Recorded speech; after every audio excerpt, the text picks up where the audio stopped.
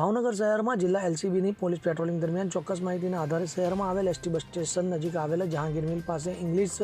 દારૂની ડિલિવરી આપવા આવેલા 3 શખ્સોને એલસીબીના જવાના સાથે ઝપાઝપી કરી ફરજમાં રૂકાવટ ઊભી કરતા 4 શખ્સો વિરુદ્ધ શહેરના નીલમબાગ પોલીસ સ્ટેશનમાં ફરિયાદ દાખલ કરવામાં આવી છે તો પોલીસે વધુ તપાસ હાથ ધરી છે। આ બનાવ અંગે નીલમબાગ પોલીસ મથકથી જાણવા મળેલી વિગતો અનુસાર જિલ્લા એલસીબીની ટીમ શહેરના અલગ અલગ વિસ્તારોમાં પેટ્રોલિંગમાં હોય એ દરમિયાન ચોક્કસ માહિતી આધારે શહેરમાં આવેલ જહાંગીર મિલ પાસે રેડ કરતા 3 શખ્સો કાર સાથે મળી આવ્યા હતા। આ દરમિયાન પોલીસની ટીમે અટક કરાયેલા શખ્સોની ઓળખ સાથે તપાસ હાથ ધરતા ત્રણેય શખ્સોએ ફરજમાં રૂકાવટ ઊભી કરી અન્ય મહિલાઓ તથા શખ્સોને બોલાવી એલસીબી પોલીસ જવાનો સાથે ઝપાઝપી કરી હતી, જેમાં એક સામાન્ય કોન્સ્ટેબલને ઈજા પણ પહોંચી હતી। તો આ ઘટના દરમિયાન એક શખ્સે ફિનાઇલ ગટગટાવી લીધું હતું, જેથી એલસીબી પોલીસ જવાનો અન્ય પોલીસ જવાનોએ સ્થળ પર બોલાવી દિનેશ રાજુ શાહ ઉંમર વર્ષ 27, કિસાન રાકેશ શાહ ઉંમર વર્ષ 21, વિશાલ અજય યાદવ ઉંમર વર્ષ 21ની કાયદેસરની કાર્યવાહી કરી ધરપકડ કરી હતી। તો આ દરમિયાન ત્રણેય શખ્સોની પૂછપરછ કરતા તેઓએ જણાવ્યું હતું કે વડવા ચાવડી ગેટ વિસ્તારમાં દેવી પૂજકવાસમાં રહેતા રાકેશ મનુસાને દારૂની ડિલિવરી આપવા